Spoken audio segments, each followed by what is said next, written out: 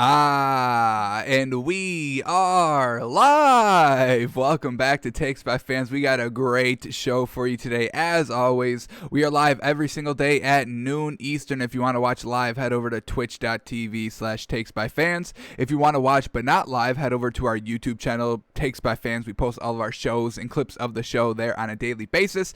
And if you just want to listen, we are on podcasting apps, Spotify, Apple Podcasts, Google Podcasts, iHeartRadio. So however you want to watch or listen, we've got you covered multiple ways. Alrighty, today is a big old Friday. Basketball is officially done for the next couple of days here as the All-Star break starts. All-Star game is on Sunday. That should be interesting, I guess. Skills contest, three-point contest, slam dunk contest, all that good stuff, all on Sunday. So we got our final power rankings. That's what we're going to be doing on the show today. Final power rankings of the first half of the NBA season. Who's the number one team? Who's going to be that number 10 team? Because I had I was kind of stuck between three teams, giving them that final spot in the top 10. So I took it to the fans on Twitter, just posted it about a half hour ago. So if you're listening live, you still got time to get those votes in. Who will be the number 10 seed? It's between three teams: the Wizards, the Knicks, and the Mavericks. One of those three teams, whoever the fans decide, that will be the number 10 team. But so get those votes in if you're listening live. If you saw it on Twitter, go and vote. All right, and then we're also continuing on day 19 of our 73-day NFL Draft Prospect Countdown with a linebacker from Missouri today. We'll see what he's got. Should our team be drafting this man? We'll see what he's got. And then we're also going to be taking a little bit of a look at kind of our mid-season prop bets in the NBA. So player MVP, sixth man of the year, all that kind of candidate. Let's kind of see where Vegas is thinking. Where can we get some great value? Is there any good value right now that you can suck up and kind of have an investment in at the end of the season? So we'll be looking at that as well today. And then breaking down the NBA, final days of games last night. We'll see what we got there. And then, as always, breaking down the stories of the day. So let's get it started here. And oh boy, Big Ben Roethlisberger's back for one more year at least. Here it is. He willingly reduced his contract from $19 million to $14 million. That was kind of the big question mark, not just on Big Ben's side, but in the management side as well. They're like, all right, Big Ben, if you want to come back, we're not going to pay you 19. We're not going to pay you $19 million. What are you, nuts? So I'm actually kind of surprised that he got $14 million, honestly. I honestly thought it was going to be like 10 or less. I mean, this has to be the minimum because there's no way Ben Roethlisberger's worth $14 million a year at this point. Maybe for a leadership perspective, but I mean, even he couldn't rein in those wide receivers. I mean, everybody's dancing in the end zone on the logos before games. It's just like, so Big Ben couldn't even get that under wraps. What's going to change this season? Probably nothing, but we'll see what happens. So Big Ben, one more year for the Steelers. They better start looking to the future, probably get that backup quarterback ready to rock for next season because we know their backups right now cannot get it done. So they're buying themselves one more year, possibly able to get into the playoffs this season. If Big Ben just has a decent year, they get a good running back in the draft because they're going to have to kind of rely heavy on their running game this season, and then also having to rely on that great defense that they have. Hopefully, I mean, their defense was good, but then they all started to get key players started to get injured in the back half of the season, which really kind of made their defense a little lackluster. And then Big Ben started to be a little lackluster, and the whole team just caved down the stretch. So they've got the pieces still to make a decent run. Can't rely on Big Ben kind of airing out the ball consistently throughout the entire season. We saw that arm get worn out at the back half of the season. That's why he started to really decline. So big goals for the Steelers here. Now that Big Ben's going to be the quarterback for one more year, get the quarterback of the future in this draft or, in free agency, whoever you think is going to be your next guy, get them right now. And then you're also going to have to get a running back this season if you want to be competitive with Big Ben's lack of arm ability come down the stretch. So we'll see what the Steelers do in free agency and in the draft, but they got Big Ben. That's their man for one more year. Alrighty, moving on. Lions, little interesting here. They have informed starting cornerback Desmond Trufant that he is going to be released when the league, when the next year starts later this month. So he is out of Detroit, and a little odd. I mean, Desmond Trufant's a good cornerback. He's probably not, the number one cornerback, like a true lockdown cornerback, but he's definitely can be the kind of number 2 cornerback on your team and shut down that number 2 wide receiver that they got. So good cornerback there that anybody would want, but I don't really get what Dan Campbell's doing here. This is a nice veteran that, I mean, if you're a new head coach, not like new, like how new that I just forgot his name, Dan Campbell, just how new he is that he's never been a head coach before. He's been an interim head coach, a little different there. So he's never been a true head coach. And if you're a true new starting out head coach, I would want all the veterans around me that I can. I'm trying to, lead the men on the field, the young players on the field myself as a head coach. But, having that, voice on the field that, the players can look up to, that will definitely, ease in your burden a little bit that Dan Campbell has. So not really sure what he's trying to do here in Detroit. He's talking about coaching up other coaches to get them head coaching jobs without him proving himself first. He's talking about not really believing in Jared Goff that much, that they're still maybe looking at another quarterback. They're getting rid of good defensive veterans out here. So I don't know, man. I never liked that Dan Campbell hire at all. And I just every news story, every story that comes out about the Lions ever since that Dan Campbell hire is just making me scratch my head, honestly. So, honestly, Detroit, I think you're in for another. How many years did y'all have Matt Patricia for? 3. And I think you're in for another 3 bad years here. Honestly, I don't think it's looking good. Hopefully he impresses me. I would love for the Lions to be good this season, but I do not see it happening at all. And I don't even want to know what they're going to do in the draft because, oh, man, it's probably going to be a huge debacle, honestly. But we're going to be here for it because we got that live draft show. We will be live here, twitch.tv/takesbyfans for that. So maybe we can get some good entertainment out of the Lions draft there. Alrighty, let's move on. It is now officially official. Washington has officially released quarterback Alex Smith. And like we said, I mean, great story around him. Great comeback. Absolutely magnificent.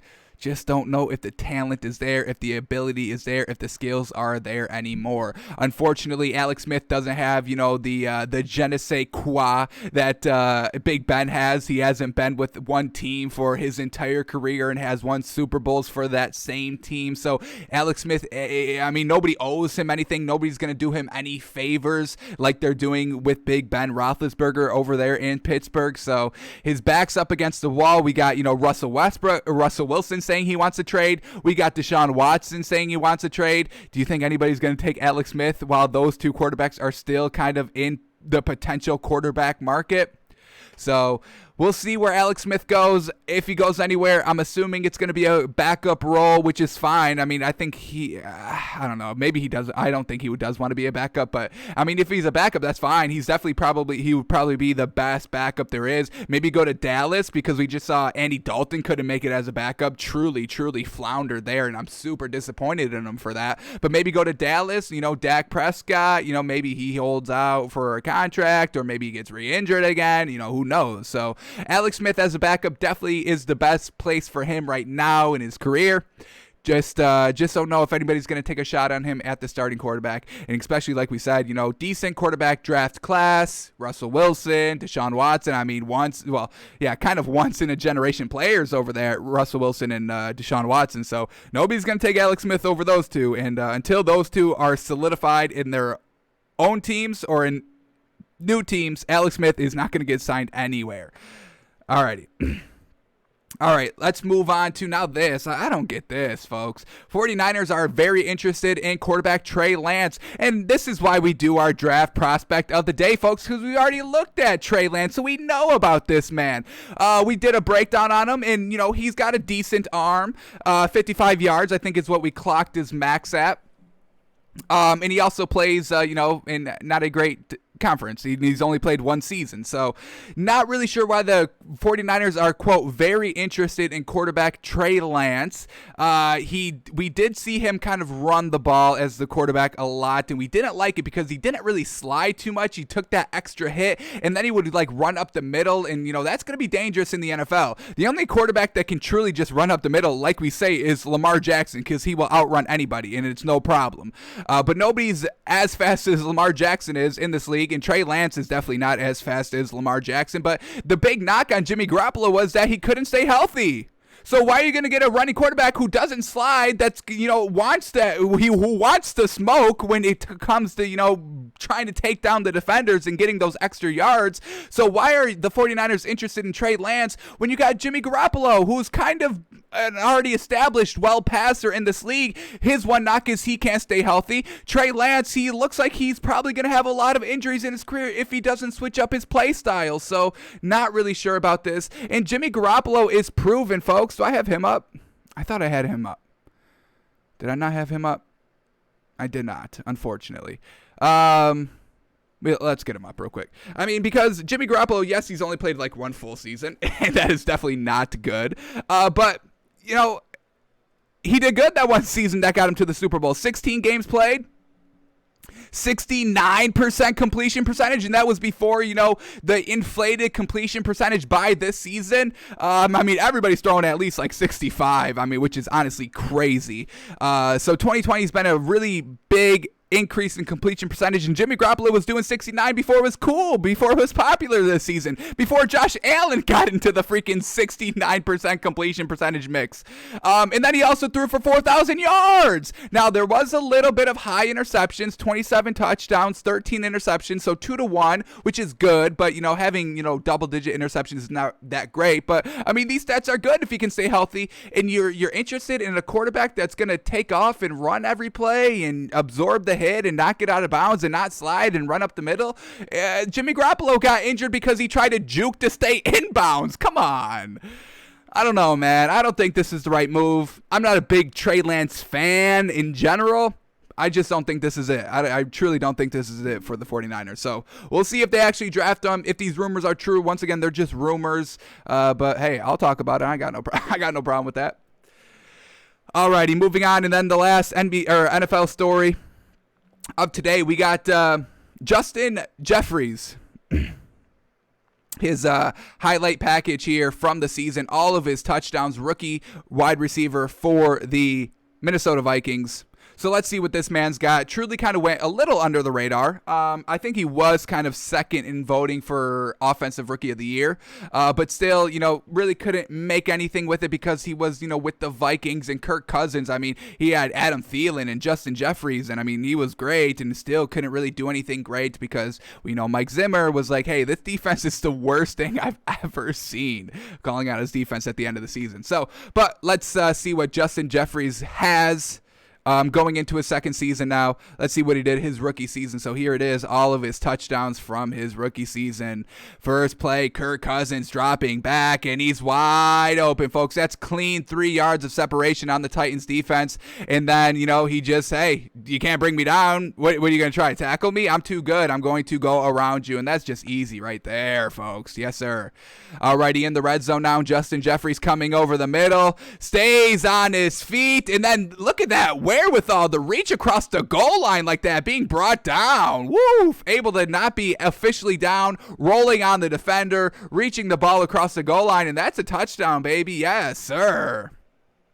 Look how awful this defense is by the Vikings. They're getting blown out 40-15 by the Falcons, who are 0-5 at this point, folks.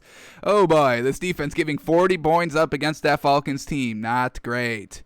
All right, going deep again, and look at him, Justin Jefferson. Justin Jefferson? I thought it was Jeffries. Well, my apologies for, doing that. But, just beating the cornerback right here. Did he do a little double move? Let's watch it one more time here. Oh, yeah, he did. Oh, the hesitation, the double move, able to beat the corner, and then he's going to take it all the way for the touchdown. Yes, sir, this man's got some elite footwork here. Just look at him go. Yes, sir. Ooh. Fantastic work there. Yes, sir. Beating corners, backs. Absolutely. The double moves. Biting on the double moves. Get that touchdown, young fella. Alrighty, next one against the Cowboys. Play action pass. Kirk Cousins going deep. Jefferson clearly beating all the defenders for the 50-yard touchdown bomb. Back in the red zone now. Yes, sir. Just a quick little, slant route over the middle of the field, beating the corner. Getting into that prime position so he can beat you over the top, and he can just beat you on the slants, no problem. Deep ball, short ball, red zone, 50-yard line, it doesn't matter. He's open, folks. Here it is again in the red zone. Once again, open. Can't bring him down either. Resilient. Stays on his feet. Yes, sir. This kid's definitely great, folks. All right, Kirk Cousins again from the 30-yard line going deep. And there it is, in the end zone again. Don't try to, what are you trying to do? He's going to score. If it's going to be thrown to him, he's scoring, folks. Alrighty, so great kind of rookie season by him, especially kind of playing as a number 2 wide receiver compared to Adam Thielen, trying to, make up the production that Stephon Diggs, they lost from Stephon Diggs from last season to this season, and this man's going to have a hell of a career here because he made it look a little too easy out there a little bit in his rookie season. Alrighty, let's move on here now. NBA rumors here. All right, here we go. Lakers could land Hassan Whiteside or JaVale McGee. Now, out of the 2 players that they just said right here, I think definitely Hassan Whiteside's the better pickup here. The Lakers just had JaVale McGee last season, and, he was decent, but he's definitely aging out of this league a little bit. I mean, you can't really play him more than like 15 minutes off the bench. I mean, that was kind of the problem with him last season. It was JaVale McGee and Dwight Howard both off the bench, and like JaVale McGee would take like a playoff series and then he would just get a little tired, so they'd have to switch for the next series to Dwight Howard and then switch back to JaVale McGee for the next series. So JaVale McGee, don't really think that's the best pickup for the Lakers right now. Hassan Whiteside definitely has more upside potential. You can play him. I mean, you can play him 20 minutes off the bench, no problem. I mean, that's what he's doing now. That's what he's doing currently. I mean, look at this. Look at these minutes played besides this season because he's kind of coming off the bench with the Kings, not really doing anything. So, just last season playing 30 minutes, 23 minutes the year before that, 25, 32, 29. So you can play this man way more minutes where you can't really do that with JaVale McGee. We look at what he's kind of doing in the minutes column, 15 minutes this season, 16 last season with the Lakers. So you're not going to get that great production. And plus you get a better scoring production out of Hassan Whiteside than you do with JaVale McGee. I mean, last season, Hassan Whiteside's putting up 15 points, 14 points, 17 points. So he's got that upside. He also has that great defense. He can stay a little bit healthier and he can play more minutes out there. So if the Lakers are looking for another big to just try to have a little bit of kind of sustainability without Anthony Davis, I would definitely go with Hassan Whiteside. So we'll see what they are. I mean, there's rumors that, there was rumors that the Lakers wanted Andre Drummond when, his kind of first trade or kind of availability to be traded was kind of first announced. So we'll see what happens. Obviously, we've got some time before the trade deadline, but yeah, if they're going to try and choose between Hassan Whiteside or JaVale McGee, I definitely think you got more upside with Whiteside. Alrighty, and then the last story to talk about, the NBA All-Star Draft was last night. So let's see what Team LeBron and Team Durant drafted. So Team LeBron went Giannis, Steph Curry, Luka Doncic, Jokic, Jaylen Brown, Paul George, Rudy Gobert, Damian Lillard, Chris Paul, Domantas Sabonis, and Ben Simmons. While Team Durant went Bradley Beal, Joel Embiid, Kyrie Irving, Kawhi Leonard, Jason Tatum, Devin Booker, Anthony Davis, James Harden, Zach LaVine, Donovan Mitchell, Julius Randle, Vucevic, and Zion Williamson. Alrighty. So none of these were kind of what we predicted. Unfortunately, our team that we picked yesterday live on the show was a lot better than either of these teams. It's kind of funny that Durant still picked Anthony Davis, and we had him picking Anthony Davis kind of early in our draft. But who won it? Well, let's see who's got kind of the more kind of better players. Who do we think are the better players? We're just going to name kind of the best players, and whoever has the most best players, that's going to, who we think won the draft. So, Giannis, good, solid player. I'll give it to him. Steph Curry, yes, I'll say that's a great player for LeBron. Luka Doncic, He's good. He's good. I'm not going to kind of classify that as kind of a great player.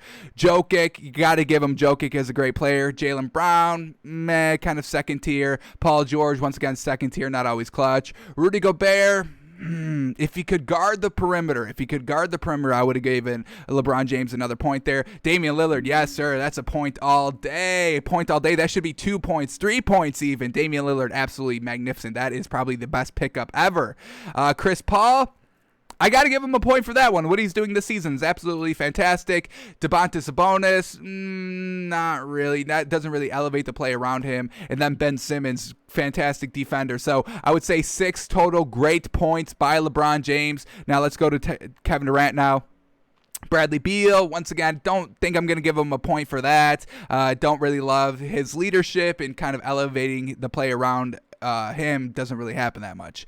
Joel Embiid, yes sir, absolutely fantastic. Point there for Durant. Kyrie Irving, I mean, he was the last pick, folks, in our draft, so I'm not giving him a point for that one.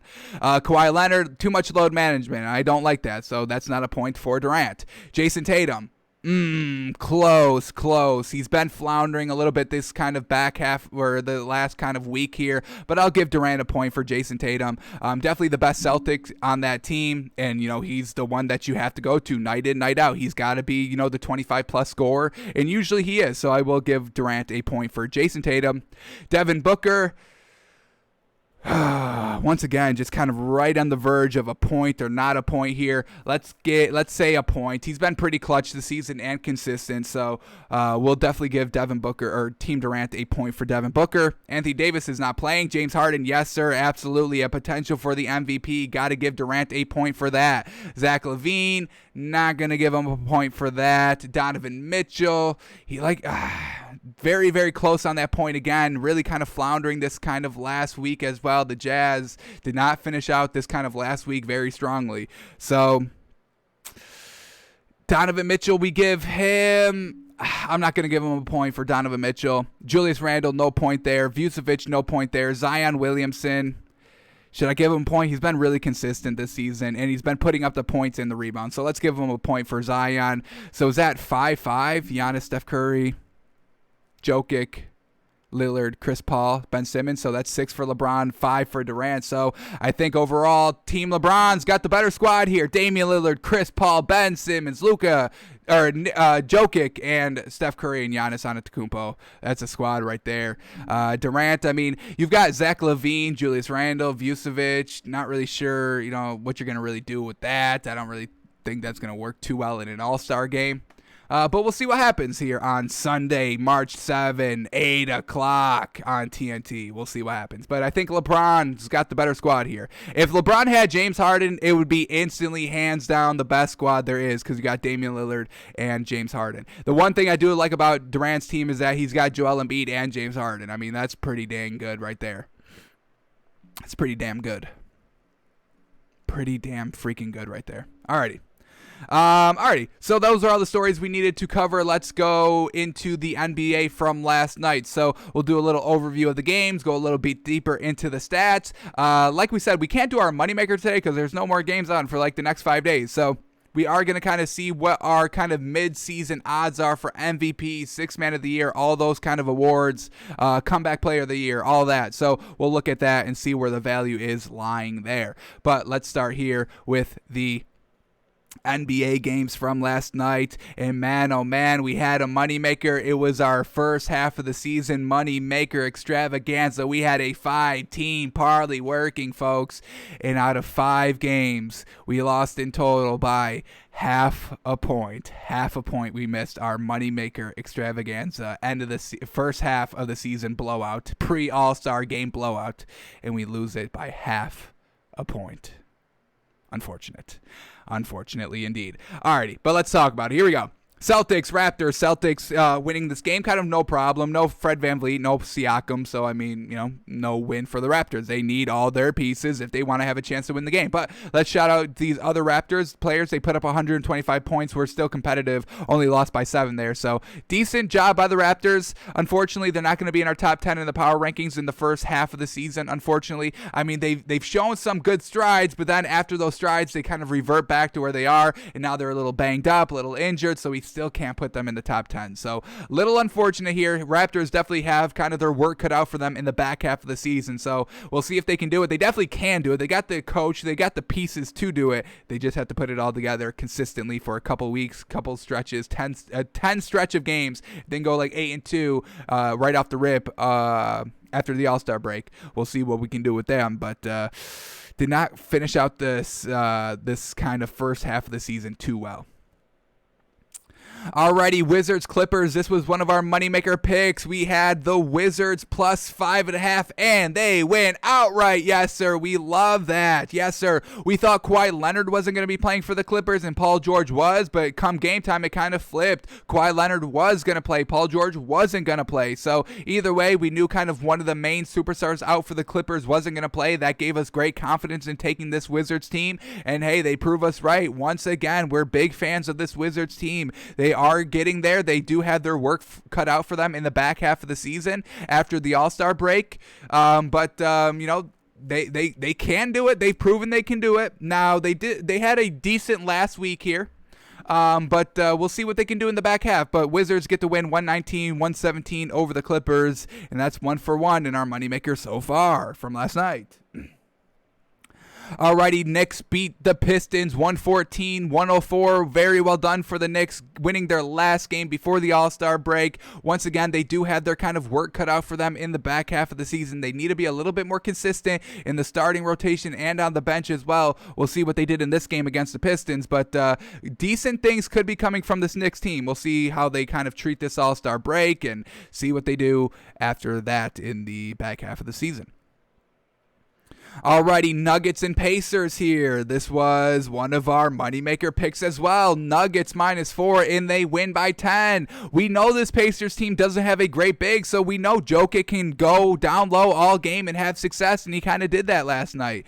And then, they've got great players, playmakers all around them. We've got no problem with taking them -10, especially with how poorly the Pacers play against the better teams. So once again, another great pick, great value. Nuggets -4, they win by 10. Bingo bango, 2-for-2 on our moneymaker. Yes, sir.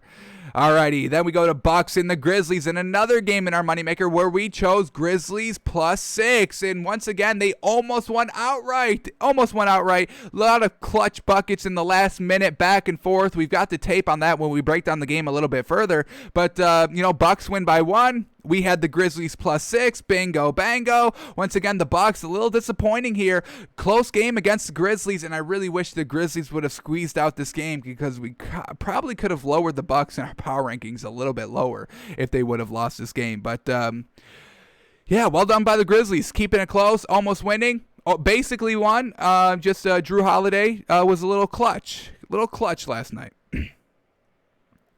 Alrighty, Heat Pelicans. Heat get the win, and Pelicans, man, oh man, this is what we're talking about. We want to see this Pelicans team be a little better, be a little bit more consistent, start beating the better teams in this league, but they really can't do that. So they probably have the most work cut out for them out of everybody else in this league because we've seen, the Wizards beat the best teams decently consistently. We see the Knicks kind of winning game, having some nice stretches here, but this Pelicans team, I mean, they compete good once, and then they go back to, being trash again. So it's kind of frustrating with this Pelicans team. They've got the talent. Everybody needs to be a little bit more consistent and step it up just a little bit more.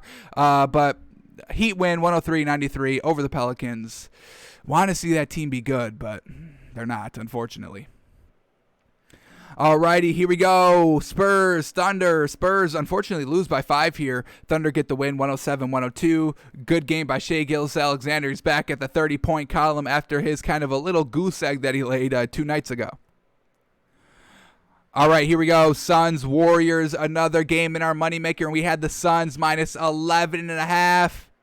And folks, they won by 22. Easy money there. Once again, the Suns team with the Warriors resting everybody. So we saw that was good value. We took it. We won it. Bingo, bango. Won by 22. -11.5. I mean, we could have taken a -20, folks. Great. Would have been even better value. Greatest value you could have gotten. But well done by the Suns, and I would say kind of well done by the Warriors to still put up 98 points without Seth Curry and Draymond Green and company. So we'll see who stepped up here for the Warriors. Definitely need to find somebody else, maybe be a little bit deeper on their bench as well if they want to kind of make a nice run for a nice playoff positioning come in the back half of the season. But yeah, decently putting up 98 points there. I mean, who'd they outscore? They outscored the Grizzlies. The B team of the Warriors outscored the Pelicans. Not good. Alrighty, and then last game of the night, the killer, the one that killed us, the one that stuck the dagger through our hearts last night. Blazers, Kings. Blazers win. We had them minus 4.5, and they only win by 4. Ugh, folks, the culmination of what we've been working for all season long so far, game in, game out, every single day, breaking down the teams, breaking down the stats, leading up to this one moment, the money maker extravaganza in the first half, and we lose it by half a point. Unfortunate, truly. But anyway, Blazers win 123-119. Dame Dollar Bill, y'all, 44 points. What more do y'all need? We can trust this man 1,000%. Yes, sir. So, unfortunate. We lose by half a point. Truly unfortunate. All right, let's go a little bit deeper into these stats now. We'll go back up to the top here. Raptors, Celtics. We'll start with the Celtics since they won the game. Alrighty, here we go. Kemba Walker, 15 points, 6 assists, 2 rebounds, and he only took 6 threes. Yes, Kemba Walker. Let's start doing this a little bit more. Taking less shots, being a little bit more facilitator with the ball. The points could definitely be up a little bit more. He does have to have, less than 20 points because he didn't shoot well still. 36%, 4 of 11 from the field. I mean, definitely can be a little bit better. Love that he's not taking a lot of threes, but still gotta be a little bit more efficient in the shooting department. But this is a good start. We're not trying to knock Kemba Walker because, I don't want to see Kemba Walker taking 12 to 15 threes a game. That needs to stop. So he cleaned it up here, only 6 threes, so we'll take that. All right, Jaylen Brown, 21 points, 4 assists, 7 rebounds, 36% shooting, literally the same as Kemba Walker, 4 of 11 from the field and 2 of 6 from 3. Identical stats with Kemba Walker, but still put up 21 points. That's what we're talking about. All right, Tristan Thompson still at the 5 here, 13 points, 3 rebounds. Daniel Tice still at the 4, but only played 7 minutes, 5 points, 1 rebound. And Jason Tatum, 27 points, 5 assists, 12 rebounds on 60% shooting. Jason Tatum being the leading scorer, that does not surprise us at all. Now, they had a lot of bench contribution here. We get Peyton Pritchard, 10 points. Yes, sir. We get Robert Williams, 10 points, 7 rebounds. We get Grant Williams, 17 points, 4 rebounds. We get Jeff Teague, 14 points, 4 assists. Yes, sir. So great contributions off this bench. Really propelled this team because kind of a little lackluster night by Kemba Walker and Jaylen Brown both scoring the ball. These are kind of definitely lower than what we were expecting by them on a nightly basis. But they got great contributions from their bench. I mean, that's like a 50-point performance off their bench. That's absolutely magnificent. Alrighty, let's go to the Raptors now. A lot of people out for this Raptors team. But Kyle Lowry still in the game. 14 points, 19 assists. Yes, sir. Kyle Lowry, facilitating the floor a little bit. I would have liked to see Kyle Lowry attack the ball a little bit more, score a little bit more points. Now, he did take 18 shots, the most of the team, just wasn't efficient, only shot 27%, but would have liked to see Kyle Lowry be a little bit more efficient here, be a little bit more clutch without Fred VanVleet and Pascal Siakam, kind of two big contributors in the point department. So little disappointed, just a tad disappointed in Kyle Lowry. The idea was there, the 18 shots, the 11 threes, so that was there. The idea was there, just the execution wasn't. But he still had 19 assists, so we really cannot knock that. All right, DeAndre Bembry back in the starting lineup, only 4 points, 4 assists, and 3 rebounds. Womp womp. When you have a chance to step it up and you don't, a little unfortunate. Aaron Baines back in the starting lineup as well at the 5, taking over for Pascal Siakam. 13 points, 9 rebounds. Not terrible there. And then we get Stanley Johnson in the starting lineup as well. 14 points, 2 rebounds. He shot 50% and 4 of 7 from 3. So not bad at the 4. Definitely, stepping it up there. Like seeing that. When you get your chance, when you get your shine, takes advantage of it. Love it. And then Norman Powell to round out the starters, 25 points, 4 assists, 2 rebounds, and 2 steals. Yes, sir. And then let's go to their bench because they had actually a great night off the bench as well. We get Chris Boucher, 30 points, 5 rebounds on 73% shooting. Where has this been? Where's that been? They could have definitely been using that all season with you coming off the bench. Damn. And then Terrence Davis goes for 22, 4 assists, 3 rebounds. Yes, sir, on 57% shooting. So absolutely great contribution from their bench. Unfortunately, so did the Celtics, and their starters got it done a little bit better than the Raptors starters did. So the Celtics win 132-125. So Raptors definitely got to, get their starters back healthy. And I want to see this performance every game now from Chris Boucher. Obviously not 30 points, but this efficient, great shooting. Yes, sir. Alrighty, let's move on to Wizards and Clippers. Let's start with the Wizards. Since they won, Russell Westbrook, 27 points, 11 assists, 9 rebounds, 4 steals on 47% shooting, and only 2 of 4 from 3. So great night by him, but we have to check the turnovers.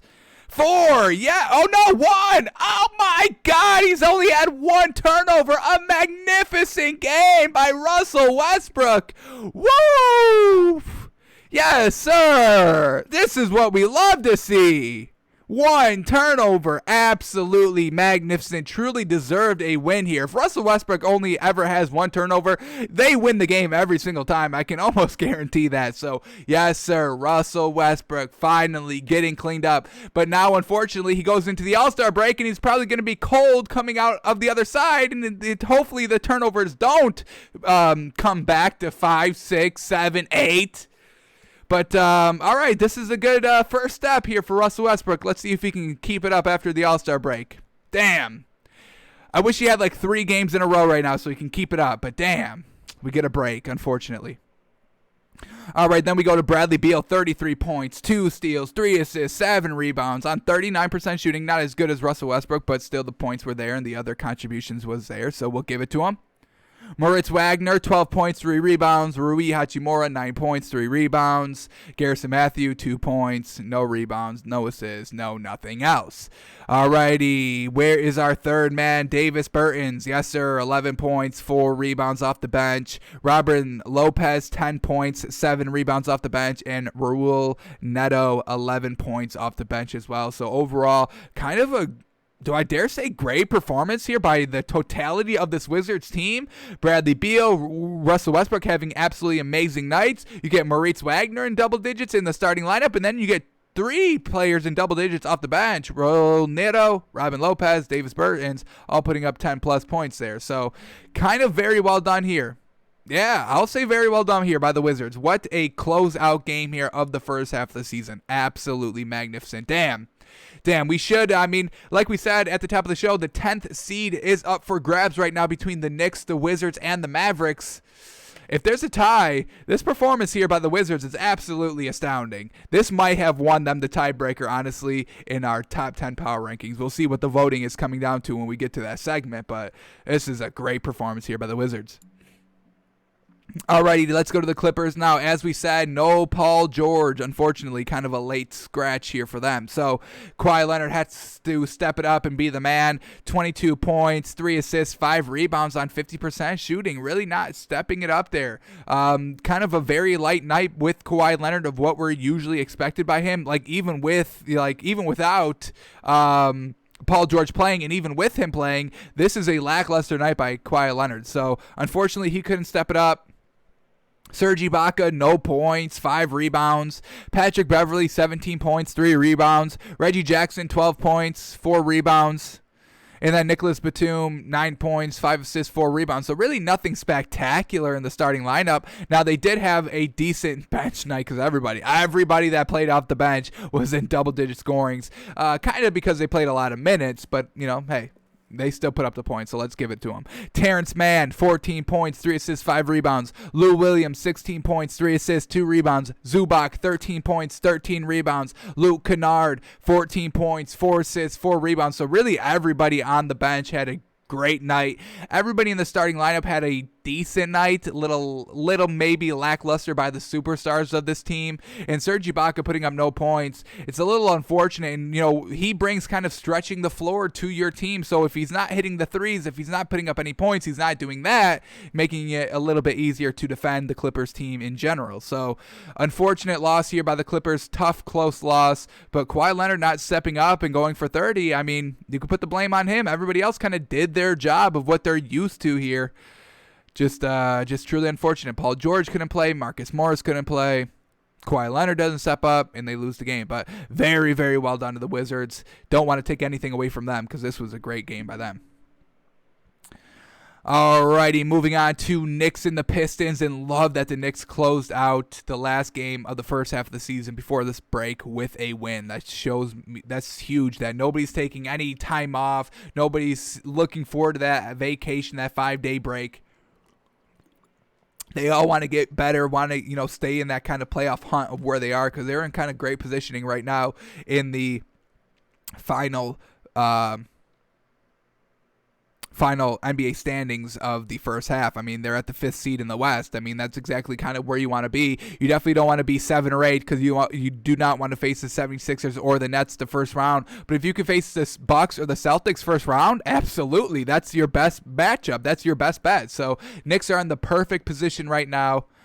We'll see where they end up at the end of the season. But, hey, closed out the first half of the season absolutely fantastically. All right, so here we go. Julius Randle, 27 points, 7 assists, and 16 rebounds on 57% shooting. Absolutely fantastic. R.J. Barrett putting up 21 points, 5 assists, 4 rebounds on 70% shooting. Very well done there. Nerlens Noel, 12 points, 11 rebounds.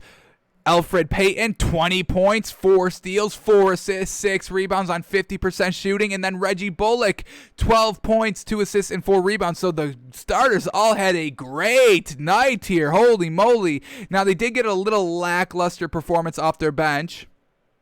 As we know, no Derrick Rose in this game, no Taj Gibson in this game, so somebody has to come up off the bench to fill in for Derrick Rose spot, so you lose a bench piece there. Taj Gibson, could go for 10 plus points, doesn't usually do that on a nightly basis, but we can see that from him. But off the bench, Alex Burke, 9 points, 19 minutes. We get Obi Toppin, 4 points in 11 minutes, and Frank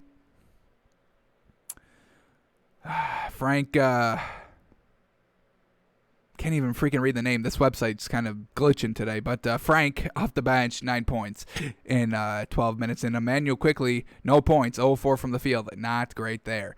But luckily, the starters all got it done. That was a really great performance by the starters. Absolutely fantastic. All right, let's go to the Pistons now. They did not have their main man in there, so unfortunate there. And nobody really stepped it up too well. Sadiq Bey, 14 points on 33% shooting. Mason Plumlee, 12 points, 13 rebounds. I mean, honestly, he's probably the best thing about this team, honestly. He had a +3 in the plus-minus. Got the points, got the rebounds. Just nobody else really helps him out here. Wayne Ellington, 17 points. Dennis Smith Jr., 12 points. Just really nothing great here. Off the bench, we get Isaiah Stewart, 10 points. That's not bad. I'll give him that. Rodney McGruder, 13 points. And Saduk Doumbouya, 10 points. So, just mediocre. Everybody on that Pistons team is really mediocre. And they were missing their main man out there, so not great. All right, let's move on to Nuggets and Pacers now. We'll start here with the Nuggets since they won the game. Jamal Murray, 23 points, 4 assists, 2 rebounds. Monte Morris, 8 points. Jokic, 20 points, 8 assists, 12 rebounds. Great night by him.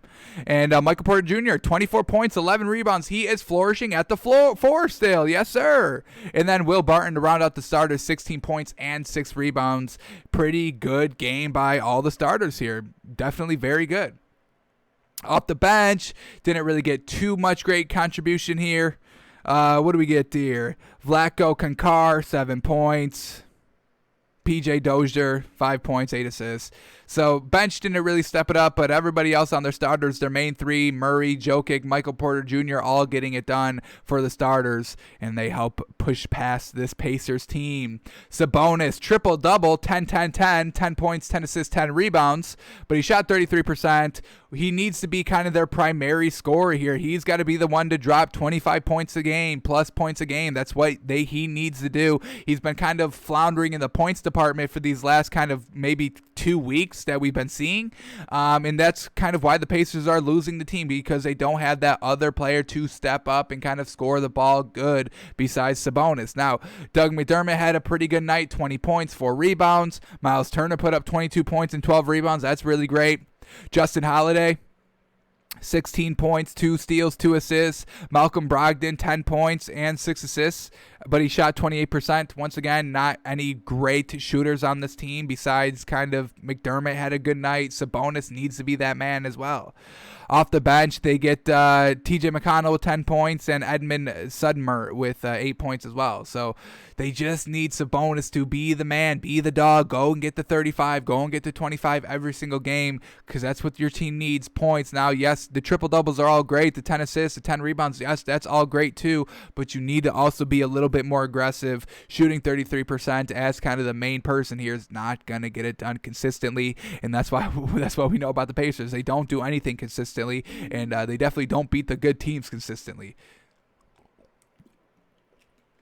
That's why they're not even in the playoffs right now.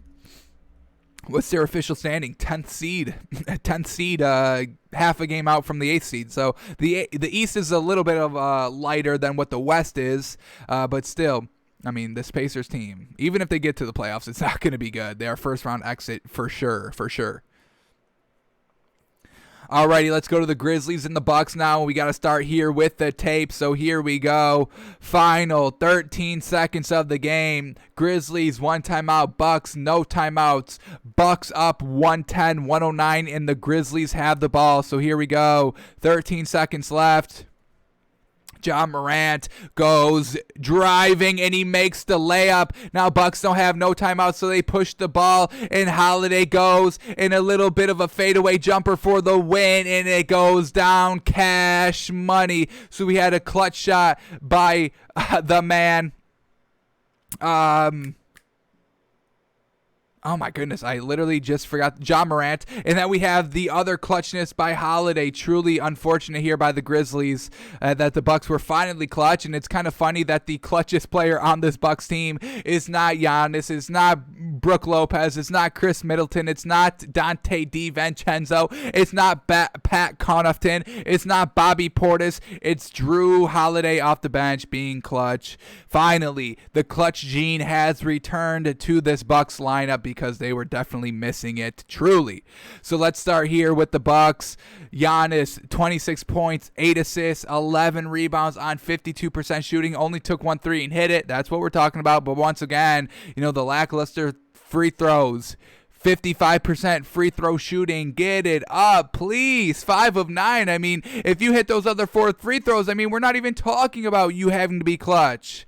So Giannis, please get it together, man. You're big. You're getting to the line a bunch. You're getting hacked down low. It's like hack a Jordan out there. You're DeAndre Jordan out there. You're a liability, man. All right, Chris Middleton, 22 points, 10 rebounds, 4 assists. Not bad, but he shot 35% once again. Be efficient. Brook Lopez, 12 points, 6 rebounds. Be a little better on the rebounding. Damn. What else we get here? Dante DiVincenzo, 7 points on 22% shooting. Damn. You had one good game where you got like the game-winning charge. That was it. Now you're back to not good. DJ Augustine, 3 points, 1 assist. What are we doing out there? You're starting. Be better. Ugh. I hate this Bucks team. I'll admit it. I hate that. I hate them. Oh my goodness, it's never anything good, ever, or consistent, or clutch, except for Drew Holiday in this game. So let's shout him out. Off the bench, finally coming back, getting right, getting healthy. 15 points, 3 assists, 2 rebounds, 2 steals, hitting the game-winning shot, baby. Yes, sir. Give it to him. All right, then Pat Connaughton, also 15 points, 9 rebounds on 54% shooting. That's not bad. We'll give him that. But overall, Giannis, get the free throws up. Chris Middleton, be a better number 2 out there. Brook Lopez, be a better big. Get more than 6 rebounds. Damn. Dante DiVincenzo, be consistent. You're lucky you got Drew Holiday back, or you would have lost another game, and we would have probably dropped you out of the top 10. All right, let's go to the Grizzlies now. Unfortunate that they lost, but let's see. John Morant, 35 points, 5 assists, 6 rebounds. Got to the line 11 times. Didn't shoot the best from 3 of 13, so definitely could have been a little bit better in that department. But still, at the end of the day, he put up 35 points, so we'll give it to him. Desmond Bane, 4 points, 6 rebounds. Jonas Valanciunas, 13 points, 12 rebounds. Classic night by him. Kyle Anderson, 9 points. And Dylan Brooks, 23 points, 7 assists, 4 rebounds on 35% shooting. Definitely could be a little bit better than that. But, hey, the points were still there. And Dylan Brooks is kind of the number 2 here scorer. And he came out here and did that. So, can't knock him. Could knock the bench a little bit. Nothing great off the bench. Brandon Clark, 6 points. DeAnthony Melton, 6 points.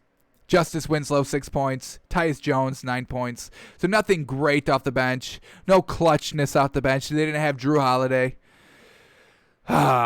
Grizzlies lose. Back to 500 for the Grizzlies. Unfortunate. I mean, they just go 500 and 500. They'll be, a game above 500. Then they lose the next game. And then they go back up a game. And then they're back at even. And then they go down to like 1 game under 500. And then they're back up. So I like this Grizzlies team, don't get us wrong, but got to do a little bit better than 500. Currently the 10th seed in the West, and they do have a little bit of ground to make up.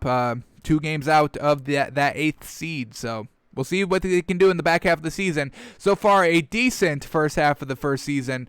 Got to be a little bit more consistent. Got to kind of find a little bit better scoring off the bench, and they'll be fine, but some holes to definitely fill. All right, moving on to Heat and the Pelicans now. Heat get the win. Jimmy Butler, Goran Dragic get it done. No Bam Adebayo, and they still get it done. So here we go. Jimmy Butler going to the 1. Goran Dragic sliding over to the bench so they can kind of rearrange their lineup without Bam Adebayo. So Jimmy Butler at the 1, 29 points, 3 steals, 9 assists, 3 rebounds on 71% shooting. I mean, you can stick this man anywhere and he will flourish. So absolutely magnificent. When they need to step it up, Jimmy Butler always does. I love that about this man. All right, Kendrick Nunn, 13 points, 4 rebounds on 30% shooting. Definitely could be better. I mean, their 3-point shooting last night was absolutely atrocious. 1 of 7 for Kendrick Nunn. We get KZ Okapla. He fills in for the 5 for Bam Adebayo. 5 points, 5 rebounds, 1 of 4 from 3.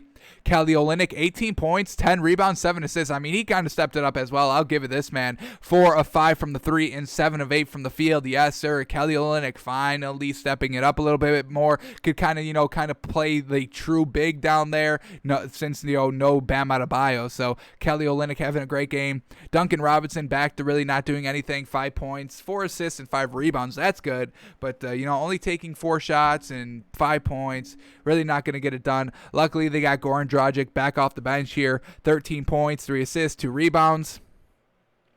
Tyler Hero not doing good. Come on, you got to step it up as well. When you're missing a key player in Bam Adebayo, everybody's got to step it up. So Tyler Hero only putting up 2 points on 16% shooting on 27 minutes. Not great, but Andre Iguodala steps it up, and you can always kind of rely on him as well. 10 points, a +5 in the plus-minus, so great defense. That's kind of what his game is, but to get those 10 points and 2 assists and 4 rebounds, Andre Iguodala can still play, folks. Truly. Love it. All right, let's talk about the Pelicans now. Everybody really kind of light night.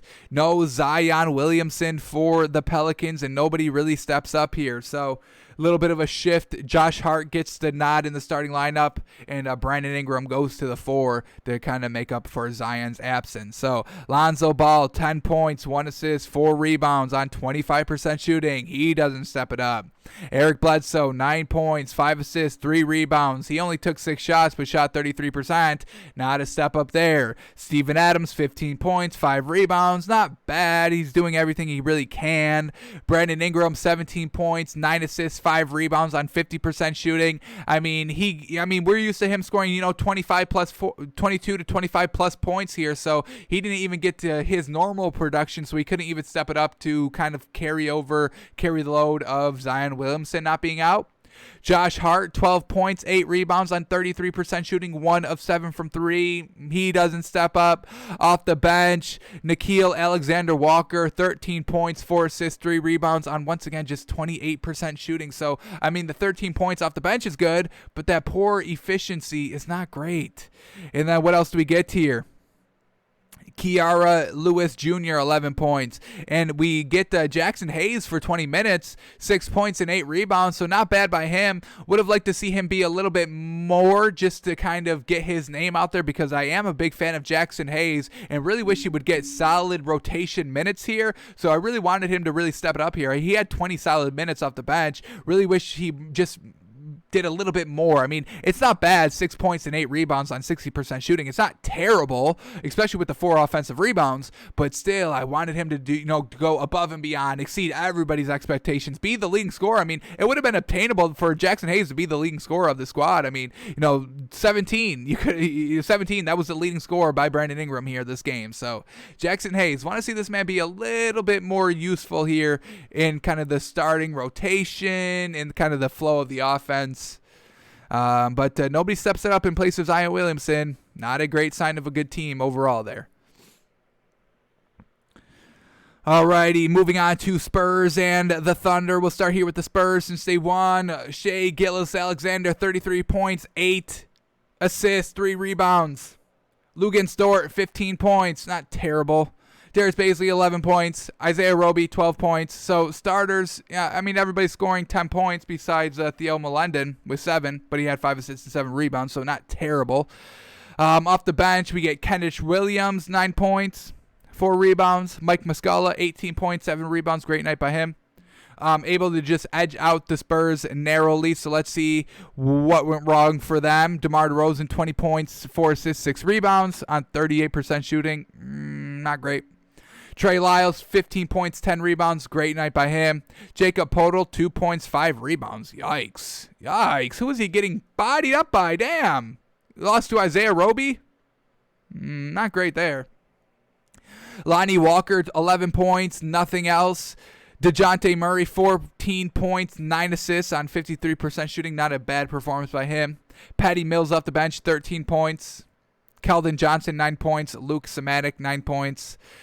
All right, just a close loss there by the Spurs. Let's finish out these last couple games quickly. We got a lot to do here. Suns, Warriors. We'll start here with the Suns. Chris Paul, 10 points, 10 points, 3 assists, 4 rebounds. Whoa, really light night by him.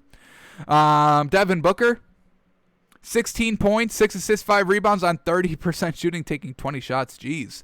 DeAndre Ayton, 11 points, 10 rebounds. Good night by him. Jay Crowder, 14 points, 4 rebounds. Good night by him. And McCall Bridges, 8 points, 4 rebounds. They got great contributions off their bench. Holy moly. This is the best bench game they've ever had. I love it. Cameron Payne, 17 points, 10 assists. Holy moly. Dario Saric, 13 points, 3 assists, 3 rebounds. And Abel Nader, 14 points and 9 rebounds. So great contributions off the bench, kind of helping out a lackluster night by Chris Paul, little lackluster night by Devin Booker, little lackluster night by DeAndre Ayton in the kind of points department. So the bench steps up finally. Love that. Oof. All right. See if they can keep it up at the back half of the season. And then the Warriors, doesn't really matter too much because, no Kelly Oubre Jr., no Steph Curry, no Draymond Green. So let's just see who. Andrew Wiggins was the only starter, still kind of starting here. 16 points, 2 steals, 3 assists, 2 rebounds on 54% shooting. Would have liked to seen him kind of take over the game a little bit. James Wiseman goes back to the 5 here, 11 points, 11 rebounds. Not terrible there. Didn't shoot well, but overall not terrible. And that's really it. No, really, not really much to talk about here. We get Jordan Poole off the bench with 26 points. I'll give him that. All right, but Warriors kind of resting everybody, and then the last game of the night, the Kings and the Blazers. We'll start here with the Blazers. Damian Lillard, 44 points, 7 assists on 50% shooting and 8 of 15 from the three. So actually not bad on 26 shots. I'll give him that. Gary Trent Jr., 7 points on 18% shooting. Damn, if Gary Trent Jr. could be a little bit more consistent, this Blazers team would be easily probably, where are they at currently, number 5 in the West? They probably could be number 4. Honestly, number 4 or 3 in the West if Gary Trent Jr. was a little bit more consistent here. Ennis Mother-Loving Cantor, 22 points and 21 rebounds. Holy moly. I mean, oh my God. Who was he going up against? Raquan Holm just absolutely destroyed that man. Robert Covington, 7 points. And Derrick Jones Jr., 8 points, 4 assists, 4 rebounds. Once again, just, good, solid performance out here. Doing a great defender, decent points, getting it done, rebounding, assisting, not turning the ball over. So Derrick Jones Jr. just solid out here. Would like to see him be, a little bit more involved in the offense, but, not bad there. And then off the bench, Carmelo Anthony, 16 points, gets it done. Alrighty, the Kings now. De'Aaron Fox, 32 points, 12 assists, 8 rebounds. A fantastic night by him. Unfortunately, just Damian Lillard went a little bit more crazy. Buddy Hield, 21 points, 3 assists, 6 rebounds, 5 of 12 from 3. Not terrible. Raquan Holmes, 12 points, 11 rebounds. Marvin Bagley, 14 points, 9 rebounds. Harrison Barnes, 17 points, 5 rebounds. So, the starters all kind of got it done. Namaja Jellica, 12 points, 9 rebounds off the bench. Corey Joseph, 11 points off the bench. It's just, unfortunately, Dame Dollar Bill, y'all, went crazy with the 44. Alrighty, that's all the NBA from last night. No NBA to talk about today. So, let's kind of talk about our middle of the season awards. Let's see if we can get any great value here in the NBA. So let's go to game props awards. Awards. Here we go. Alrighty, so they got MVP, Rookie of the Year, Most Improved Player, Sixth Man of the Year, and Defensive Player of the Year. Let's find out what we think should happen, who we think deserves these awards halfway into the season, and let's see kind of what the good value could be. Is there, kind of an underdog, a sleeper that we can get some good value on, that we can see trending up their play in the back half of the season to cash out some big numbers here. So here we go. MVP, definitely in our top 3 is Joel Embiid, James Harden, and Damian Lillard. So the favorite to win it is Joel Embiid, plus 200. This is fantastic odds here. Plus 200, so you put $100 on it, you win 200. Kind of simple there. So that's definitely great value all day. I would definitely say to eat that up. Joel Embiid plus 200. I would say he's probably the front runner right now. And if he can close out the season, if they finish first in the East, folks, I think we have to give it to Joel Embiid for the MVP. Now let's kind of talk about our other players here. Damian Lillard is at plus 2,000. If the Blazers can kind of do good in the back half of the season, once CJ McCollum comes back and Nurkic come back, if they all come back, and Damian Lillard is still kind of carrying this team to that kind of number 4 or better in the West, I really think Damian Lillard can be a sneaky, not even a sneaky, he should be a little bit more better. I think this is a little disrespectful that he is kind of plus 2,000 here, but you put $100 on Damian Lillard to win MVP, you win $2,000, folks. I can definitely see that happening very, very easily. And same thing with James Harden. He's plus 2,500, even better odds, or worse odds, however you want to look at it, better money, so worse odds, but I definitely still think James Harden can win it. And like I said, he's at plus 2,500. So you put $100 on James Harden, you win $2,500 on that. So, I would say this is great value. If you got $100 to spare, I would definitely put it on Damian Lillard or James Harden. I really think that's great value. I can definitely see one of those two players winning MVP. They're in my top 3, honestly. Now let's talk about, what Vegas thinks, because, Joel Embiid is plus 200. LeBron James is the second favorite with plus 250. And yes, that's every season LeBron James is the best player. He should be the MVP every single season. The voting, they don't realize that he's the only consistent player night in, night out. You never see him taking load management. You never see him injured. You never see him rested. Do you see what their team is without LeBron James? It's Anthony Davis and Dennis Schroeder and Kyle Kuzma. How many games do you think they're going to win? Because I can tell you it's not going to be enough to get into the playoffs in the West. So, yes, LeBron James, you should give him MVP every single year. So, him at plus 250, I don't see him winning it. I just don't see them giving him the award because they rarely give him the award. He should be at every season. Jokic, he's plus 450. Not really loving that. It's just the Nuggets are currently the 6th seed in the West. The West is a little tough, and they're still only the 6th seed. Yes, he's very great, but they're also very deep with the Nuggets. You still got Jamal Murray and Michael Porter Jr., so don't really see it being Jokic so much right now just because where they are in the standings, and they are kind of beefed up around just Jokic. Now, Jokic's still a great player, don't get us wrong. It's just, they do have other great players around them.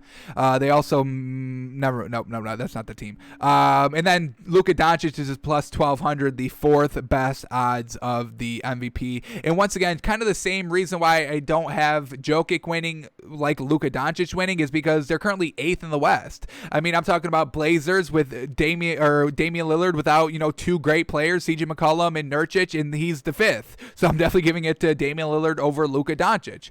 So I don't really see Luka Doncic being it too much. So Joel Embiid plus 200, eat that up. Damian Lillard plus 2,000. James Harden plus 2,500. That's absolutely magnificent value there. There's some great value here, some money to be made here. In the back half of the season, the front runners of our MVP in our minds have absolutely great odds here, great money-making odds. Alrighty, let's head over to Rookie of the Year. Let's see what we got here. LaMelo Ball clearly hands down is our front runner of Rookie of the Year, and he's minus 500, so you're not getting any good value here. You put $100 on that, you win 20. So it's just nothing great there. And now let's see if there's anybody good odds here. Tyrese Halliburton. He's not doing as much as LaMelo Ball. LaMelo Ball got promoted to the starting lineup. Tyrese Halliburton is still coming off the bench. Anthony Edwards plus 1,000. Once again, he's really not being consistent. Close to how LaMelo Ball is being consistent, not really elevating his play from the bench to the starting lineup, not helping Karl Anthony Towns out at all. So I don't see Anthony Edwards. Emmanuel Quickley at plus 2,500, the 4th kind of best odds here in the Rookie of the Year. Once again, he's not stepping up even nearly consistent. Did you just see his output last night? He was like the 4th leading bench scorer. Not great at all. Did he actually put up no points? Did we say that right? No points for Emmanuel Quickley? No points in 12 minutes, 0-4. So, yes, Emmanuel Quickley's not going to be winning Rookie of the Year. James Wiseman, no. He can't even be consistent starter. He gets into the starting lineup, and he just keeps floundering, so they bring him back to the bench. He's good on the bench, but, we got LaMelo Ball here, a starter, and has the Hornets, doing pretty good night in and night out. Saddiq Bey for the Pistons, once again, just not consistently stepping it up. So I really don't see any great value here. It's LaMelo Ball, and at that point, you're not making any real great money. So I really don't think there's really anything you can do here for Rookie of the Year. Nothing great. Yeah, it's kind of LaMelo Ball already locked up. There's really nothing more we can do about that. Alrighty, most improved player. Interesting here. They got Jeremy Grant as the favorite. I don't really see that. I definitely see, right here, Julius Randle at plus 500. Absolutely magnificent. Jeremy Grant, he doesn't even have his team in a playoff contention or consistently winning. Julius Randle is single-handedly carrying this Knicks team alone, and luckily there's a lot of role players that are helping him out on that. But Julius Randle at plus 500, I think that's the best odds here. You win $500 if you put $100 on it. Jaylen Brown at most improved. I don't get that. Christian Wood, you could give him that. His injury this season has kind of taken up, half of the first half of the season, unfortunately. unfortunately, so I can't really see him getting it because we see what Julius Randle is doing in this time that Christian Wood is missing. Can't really see Christian Wood getting the award. Shai Gilgeous-Alexander, he definitely could. He's definitely the best player on that Thunder team, and every single win that they have, he's the reason for it. So Shai Gilgeous-Alexander plus 3,300. I don't think that's bad. You put 100, you win $3,300. That's pretty dang good money right there. And he has his kind of his team in contention to make a run in the playoffs. Maybe not. Yeah, I forgot the West is tough. They're currently 12th in the West at 15-21, and the 8th seed is 18-16. So little tough to make up some games here, but they could if Shai Gilgeous-Alexander continues what he's doing. But definitely think Julius Randle is kind of a lock here at plus 500, and I think that's kind of great odds. Jeremy Grant, I mean, the Pistons are not even close to the playoffs, folks. They're currently the worst in the East, 10 wins. You're going to give, most improved player to a 10-win team? All right, I guess. But Julius Randle has those Knicks at the number 5 seed, and it's all because of Julius Randle. Best season he's ever had getting it done. Julius Randle, most improved player. Got to give it to him. All right, 6th man of the year are kind of 3 candidates that we've been talking about all season. Jordan Clarkson, Montrezl Harrell, and Thaddeus Young. So let's see what we get here. Jordan Clarkson is obviously the clear favorite here at minus 400. So you're really not making any money there. Putting $100, you win 25. Nothing really great there. They got Eric Gordon, definitely solid there. Absolutely. This Rockets team has really been nothing without Victor Oladipo, John Wall, and Christian Wood in the starting lineup. But Eric Gordon off the bench, we do kind of overlook him a little bit. So him at plus 900 is not too bad for that. Montrezl Harrell is at plus 3,300. I definitely think this is a solid pick right here.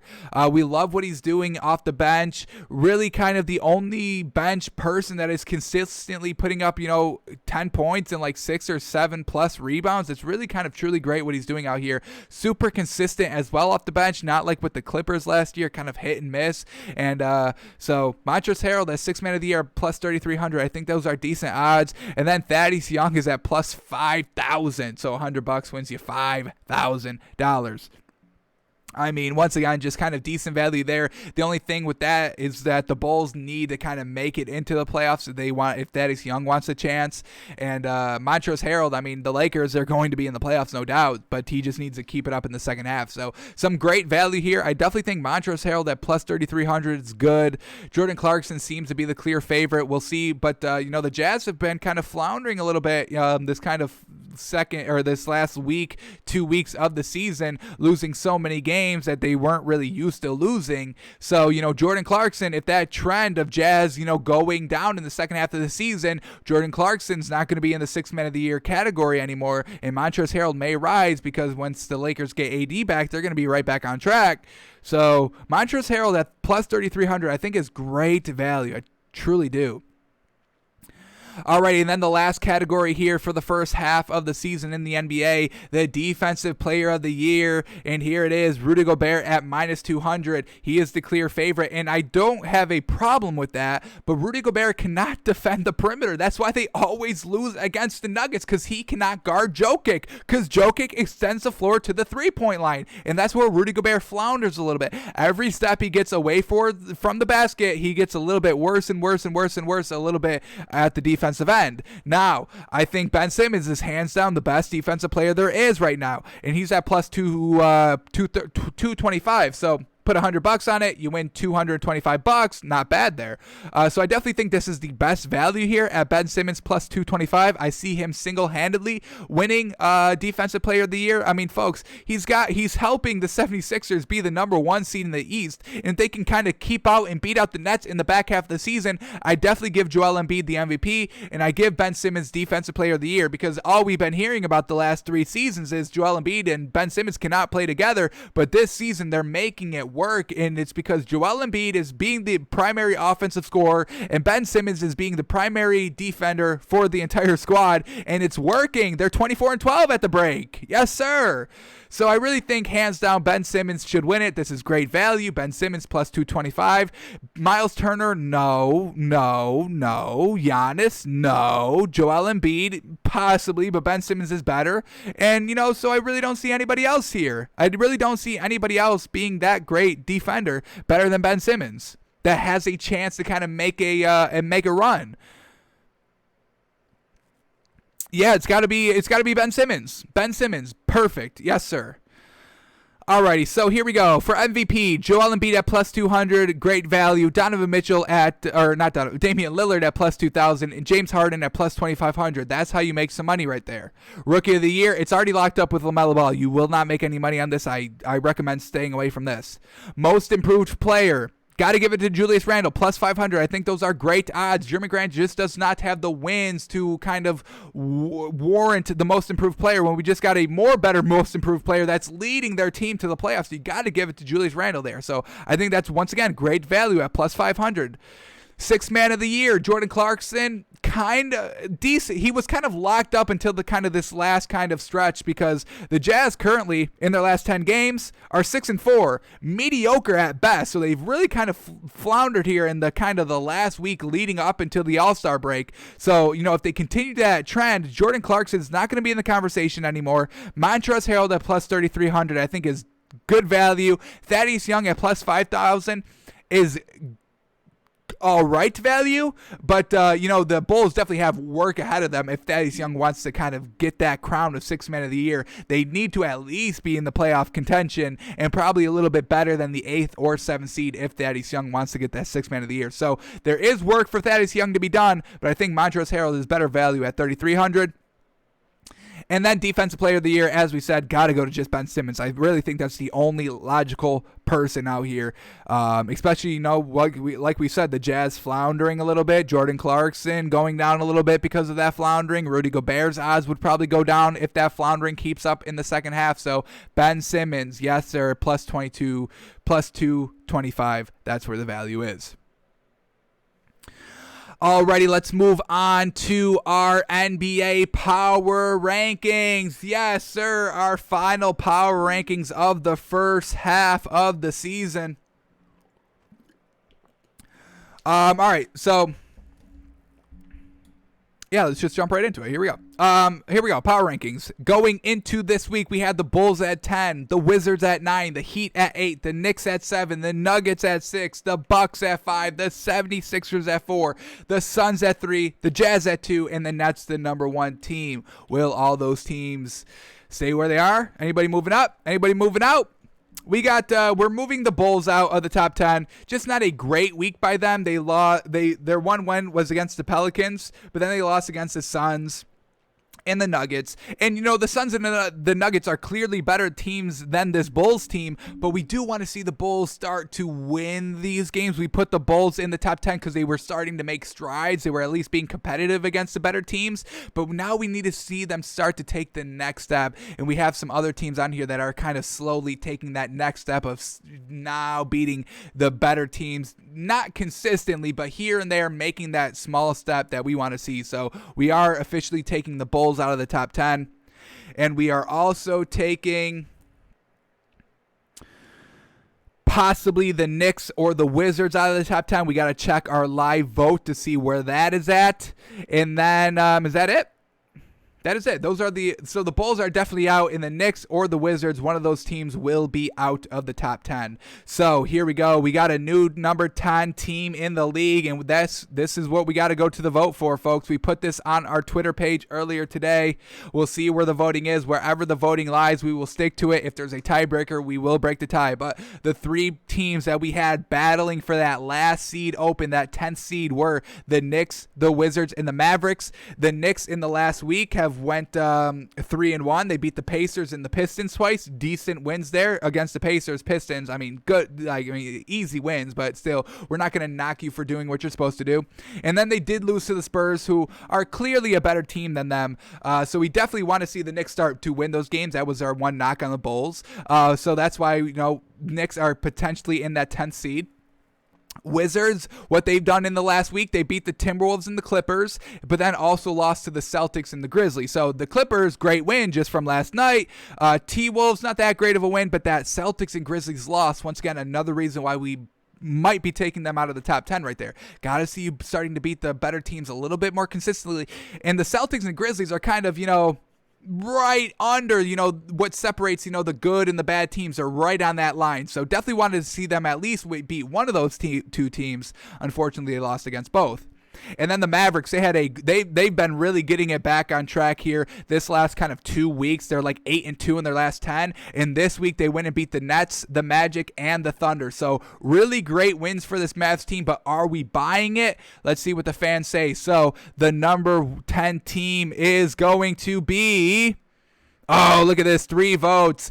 2 votes for the Mavericks, 1 vote for the Knicks. So we got to give it to the Mavericks. And honestly, that's probably who I would have put if I just had to be the lone person to make this decision. I honestly had the Mavs at number 10, but I wanted to give the fans a voice here. I wanted to give the Knicks and the Wizards the Knicks and the Wizards to give them that last chance at that number 10 seed. But the Mavs, I think, have definitely earned it here. Truly great this last week. Let's see if they can keep it up. 8-10 in their last 10, 3-0 this week alone up into the All-Star break, not taking any games off, not getting, looking forward to the break, looking forward to the rest. So very well done for the Mavs, getting it all together. We'll see if they can keep it up in the back half of the season. But the Mavs are the new number 10 seed in our NBA power rankings. Very well done. Alrighty, so that means the Wizards are out, and the new number 9 team is going to be the Boston Celtics. Like the Mavericks, they have kind of cleaned it up here this last kind of 2 week stretch. What are they in their last 10? I want to say they're kind of up there, close to 8-2. Are they only 6-4? Oh, they are only 6-4. All right, but they've had a great week here. 4-0 this last week, beating the Pacers, the Wizards, the Clippers, the Raptors. Clippers, great win there. Raptors, still a solid win. So these are solid wins, beating the Wizards, beating the Pacers, all kind of solid wins here. So Celtics are getting a little bit back on track here. Jason Tatum getting it done. Jaylen Brown getting it done. Kemba Walker, we just saw him stopping all those big threes, stopping the 12-plus threes, the 15-plus threes. Stop that. So he brought it down to 6 last night. Hopefully that keeps it up. Hopefully Marcus Smart can get a little bit healthy after the All-Star break to get him back into the lineup. And they got to do something else with those bigs because Daniel Tice and Tristan Thompson are not getting it done greatly. But when you got Jason Tatum and Jaylen Brown, you got a chance every single night because that's a fantastic duo. So Celtics, 4 straight wins here, 4-0 in the last week, leading up into the All-Star break. And once again, I love seeing that, folks. Not looking forward to that break. Keeping it up, keeping the foot on the gas. So we put the Celtics at number 9 for all those reasons. Alrighty, new number 8 team, no longer the Heat. They're moving up a little bit. The new number 8 team is going to be the Blazers. Yes, sir. Absolutely fantastic. Dame Dollar Bill is back, y'all. Did he ever leave? Not really. And, they're 3-1 in the last week, beating the Hornets, the Warriors, and the Kings, and then losing to the Lakers. So decent wins there against Hornets, Wizards, and the Kings. Nothing great. Hornets are still kind of trending up a little bit. Wizards are still trending up a little bit. Kings are still kind of not moving. They're still, after that big decline, they haven't really shot back up.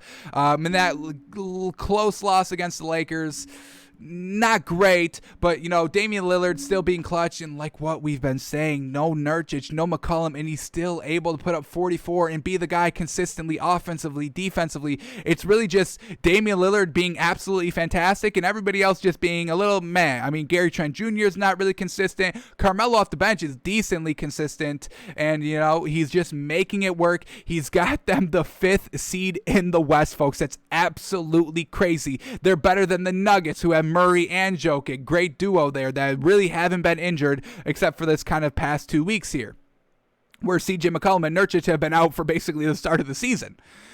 Spurs, I mean, they're better than the Spurs, the Mavericks, who have really all their guys in the Blazers, with just little old Damian Lillard all by himself out there, still getting it done. So we are going to respect the Blazers here. Absolutely. Dame Dollar.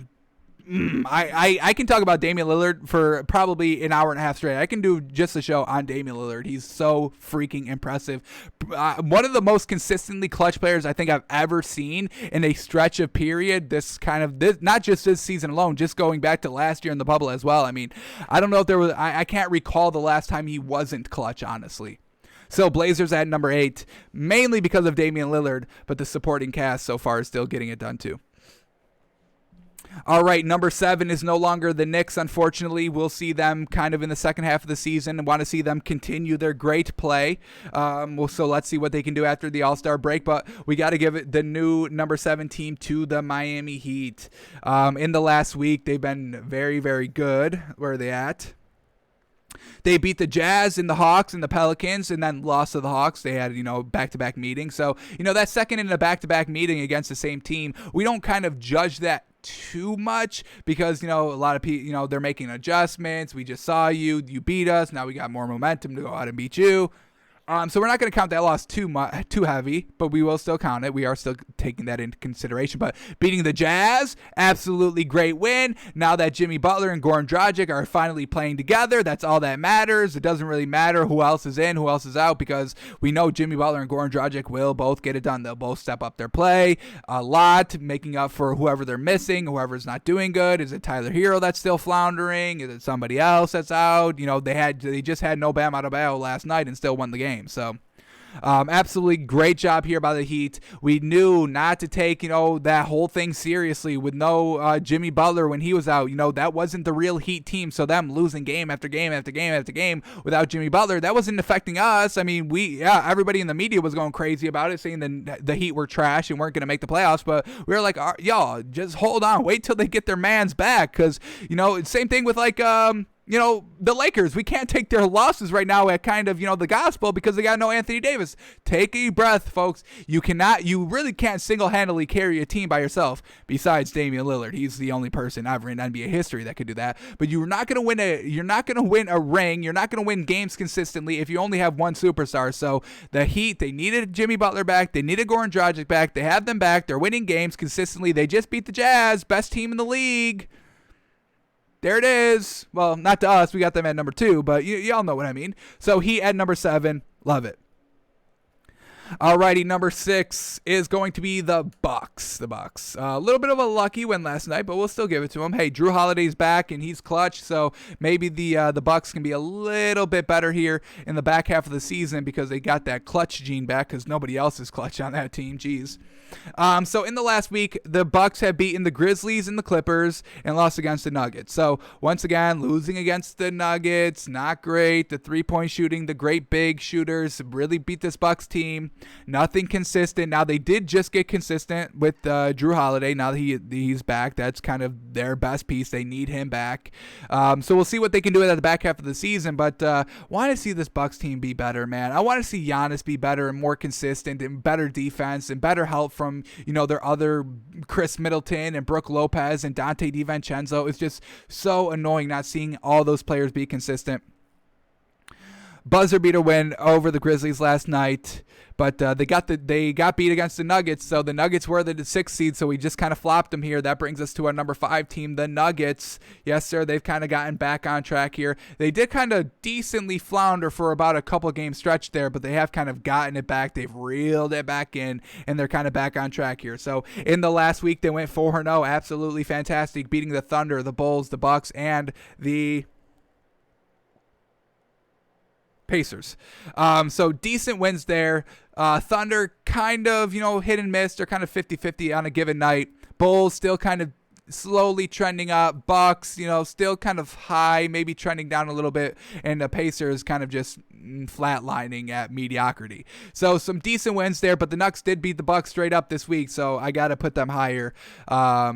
It's just, we know this Bucks team doesn't really beat the elite teams very well. Yes, they beat the Clippers this week, but they got no great big, and they don't have a great big and consistent great 3-point shooters, and that's what beats the Bucks, and that's why the Bucks lose against the Nuggets. So Nuggets at 5, Jokic is great, Jamal Murray's great, Michael Porter Jr. at the 4 is flourishing here. So Nuggets at 5. Alrighty, new number 4 team is going to be the Jazz, falling down a little bit here. They were the number 1 seed going into last week. Then we dropped them down to number 2. They were number 2 going into this week. Now we're dropping them down to number 4 because they are skidding a little bit here. They're 6-4 in their last 10. They went 1-3 this week, folks. They beat the Magic. That's it. All right.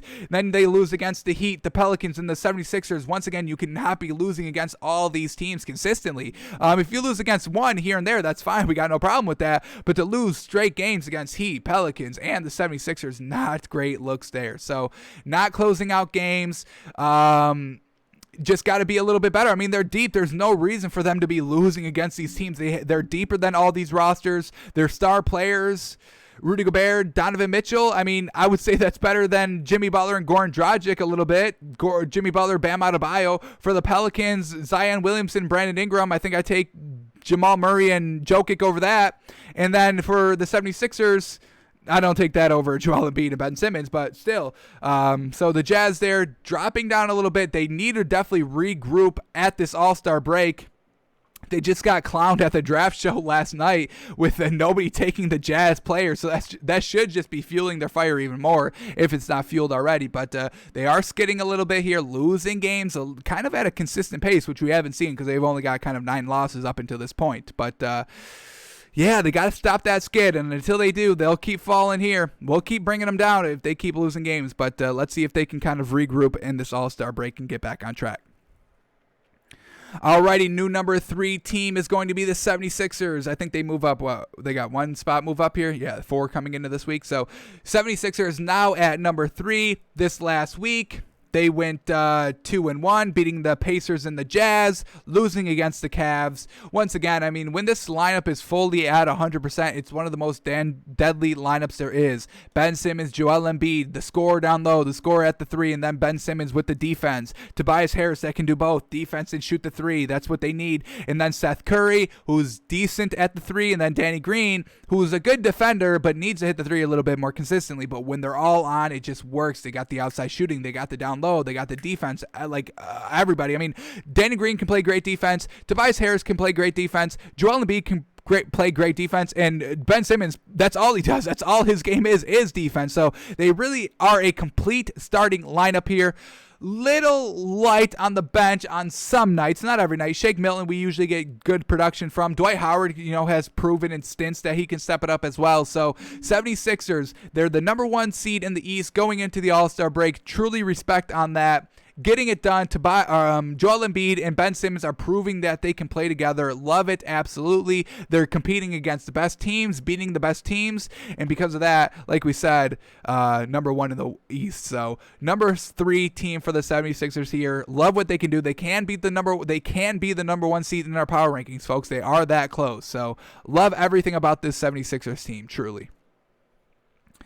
Alrighty, number 2 team is going to be the Suns.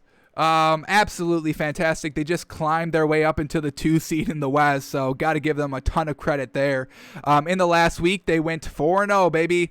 They beat the Bulls, the Timberwolves, the Lakers, the Warriors, ending this kind of the first half of the season on a true high note. Are they 9-1 in their last 10? 8-2. 8-2 in their last 10. So just absolutely fantastic. Chris Paul, DeAndre Ayton, Devin Booker, honestly, they're getting it done. That's a great trio that they've got there. They're all hitting. Chris Paul, he can be the scorer when they need to. He can be the facilitator when they need to. He truly has a great game. Like we said, these last 2 seasons for Chris Paul have been the best seasons I think he's ever had. Elevating the play around him, getting all these other role players to advance their game so they can be better than what they actually are. I mean, the Thunder were the 4th seed in the playoffs last season. Now the Suns are the 2 seed in the West. I mean, it's just absolutely crazy what Chris Paul is doing. Devin Booker has not lost a step from last season in the bubble. Consistent with 8-0 in the bubble. Still getting it done here. Chris Paul still getting it done. And then the great big of DeAndre Ayton still getting it done as well. So absolutely perfect by the Suns team. Love it, love it, love it. Alrighty, and then the number 1 team is still going to be the Nets because James Harden is playing at MVP level caliber. You get Bruce Brown, you get Joe Harris that are still consistently finding ways to put up so many points when still James Harden's going for 25 plus, when Kyrie Irving's going for 25 plus, and Joe Harris is still efficient from the 3, 15 plus points, no problem there. Bruce Brown can go for 20 if he wants, 15 plus there. DeAndre Jordan is making a great 5 still, and they still are decently deep. Can you imagine with if Kevin Durant comes back and Bruce Brown goes down to the bench, or Joe Harris goes down to the bench, and that firepower of the bench is going to be still absolutely fantastic. So Nets, I still have them at the number 1 seed. In the last week, they beat the Spurs and the Rockets. They did lose against the Mavs, but they only had James Harden for that game. And this team is still good, but, it's still going to take a lot to, kind of overpower a decent rising team like the Mavs if it's just James Harden, even though we love James Harden so much. But James Harden has this team rocking. His unselfishness, his play alone is carrying this Nets team single-handedly. If it was just Kyrie Irving in this situation, or if the roles were reversed, if Kyrie Irving was trying to be the point guard, it would not be this good for the Nets, I can guarantee it. So James Harden single-handedly carrying this Nets team by himself, and he's got his team at the number 1 because of his play alone. So Nets at 1. Alrighty, so this is the power rankings going into the All-Star break, the first half of the season. Mavs at 10, Celtics at 9, Blazers at 8, Heat at 7, Bucks at 6, Nuggets at 5, Jazz at 4, 76ers at 3, Suns at 2, and Nets at 1. Outside looking in, I'd probably put, obviously the Knicks and the Wizards. The Lakers are there. They need Anthony Davis back, though, until we start putting them into the top 10. But very well done to all teams here. Very well done.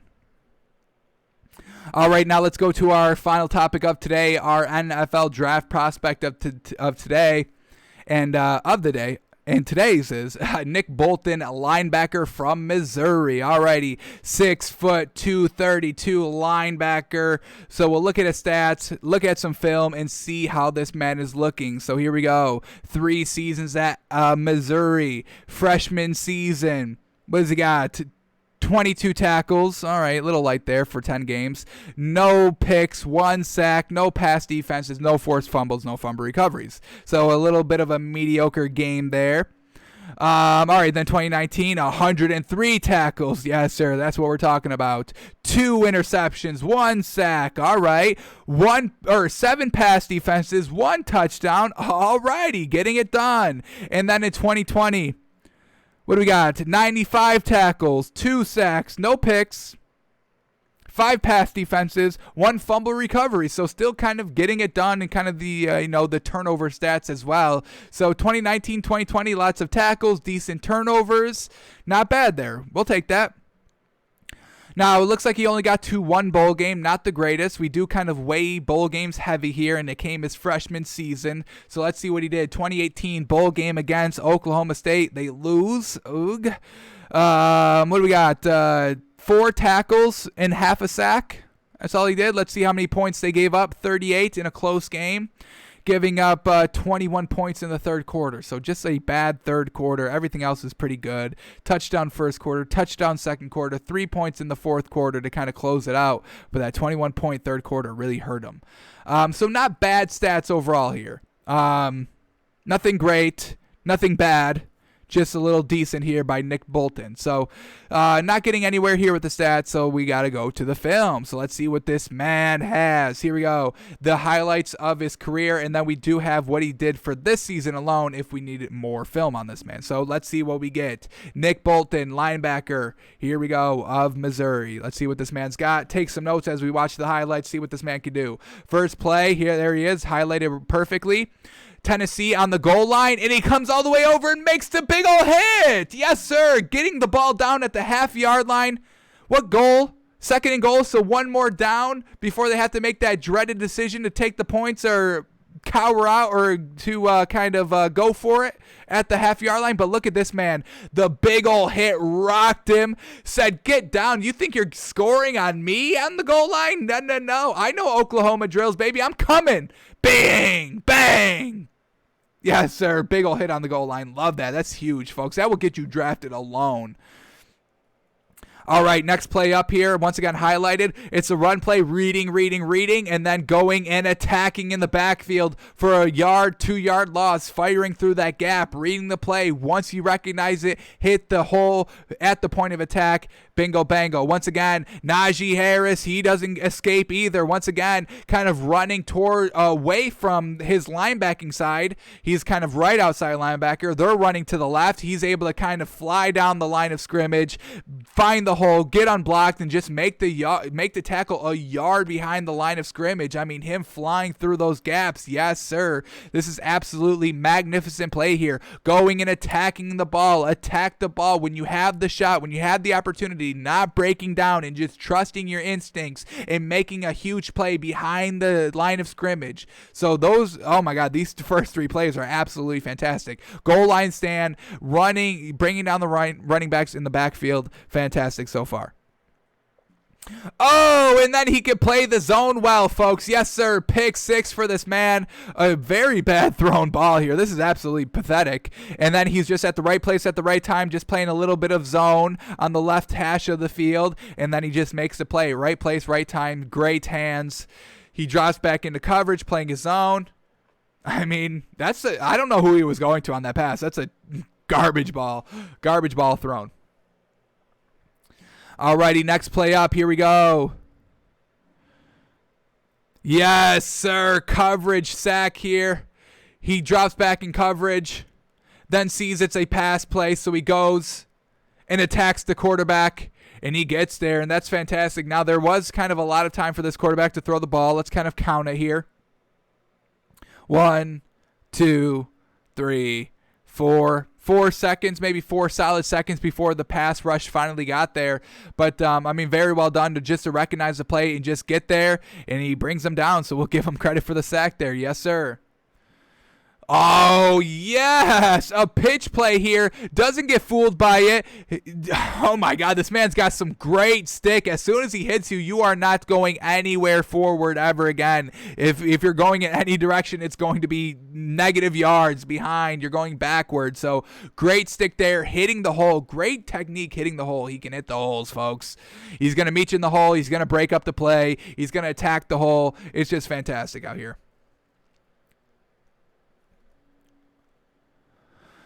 All right, here we go against South Carolina. Attacks the hole again. Just reads it all the way. Reading it all the way. Big old blow up in the backfield. A 5-yard loss for this man. Fantastic. The point of attack is absolutely fantastic on this man. Already against Tennessee again. Just kind of playing a little zone. Gets the man. Follows this man out. Makes a huge play on the ball. Yes, sir. Now let's watch the speed of this linebacker. So that's what we want linebackers to have. So he starts on the right side of the field, has to kind of get this, what is he, a tight end here? Yeah, a little tight end crossing over the middle of the field, and that's his man, so he picks him up. And he's got some great speed to kind of stay with him, close out very well, break it up at the last second, incomplete pass. Yes, sir. Great closing technique to bat the ball away. That's some good speed for a linebacker. I'm kind of impressed already.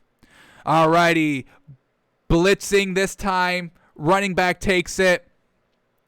And then he just takes it. I mean, this was a little bit of a draw play, so doesn't get kind of fooled by the pass. And another kind of 5-yard loss here on 3rd and 11. Holy moly. I am loving this man, folks. Just look at him attack. Even takes a shove on the block and still able to recover and bring the man down. Alrighty, ball gets tipped. He's kind of playing man coverage. Comes off the man, realizing what has happened. So great recognition on the field of where the ball is. Easy pick there. He's going to return it.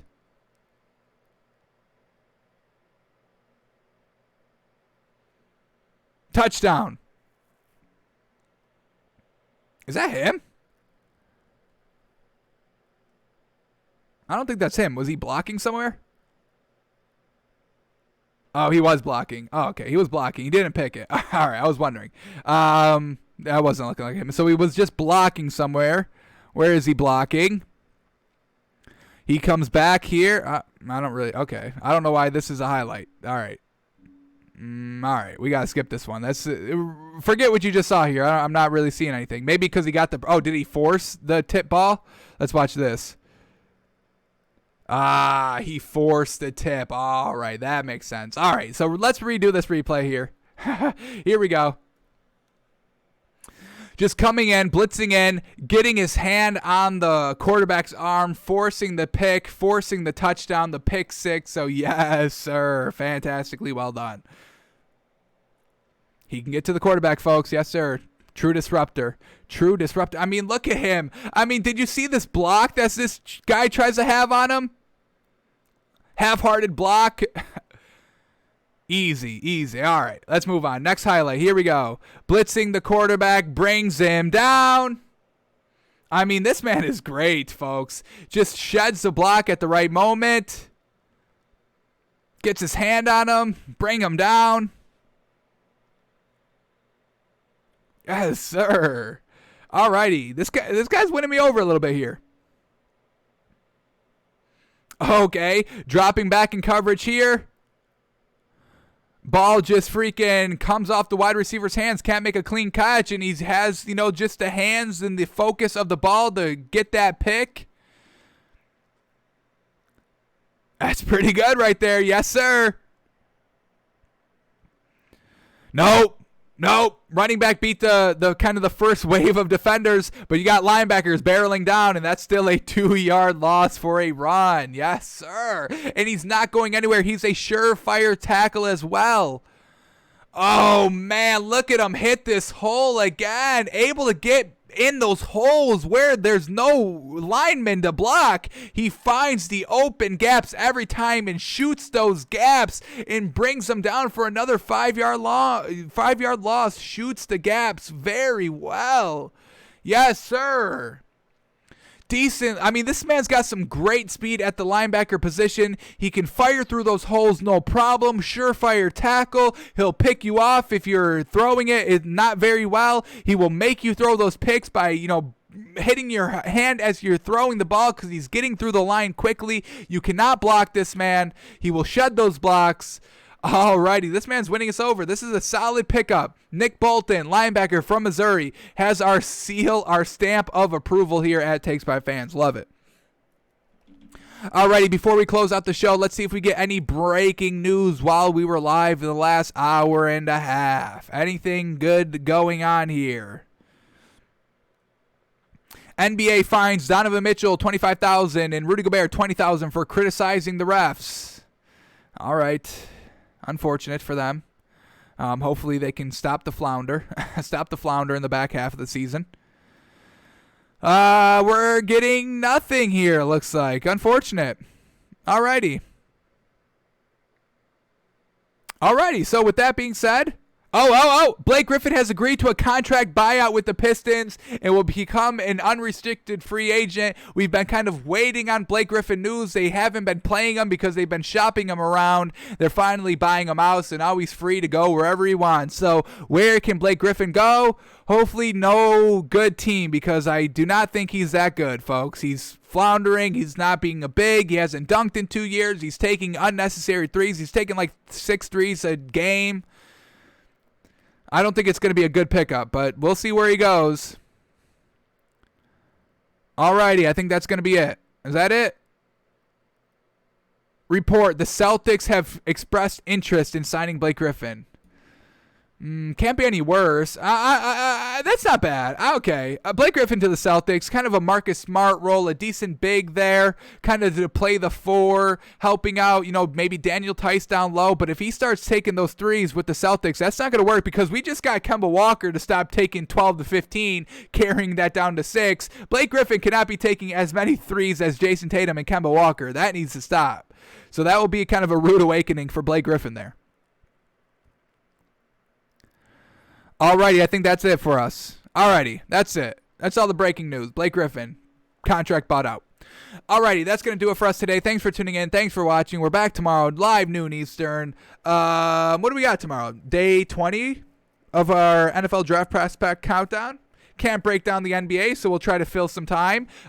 Maybe brackets come out. When do the brackets come out? Get us the brackets. We got a nice little 5-day window here. We got to do something, so we'll do that on the show tomorrow. Got to tune in to find out. All right, so we're back tomorrow, folks. We'll see you.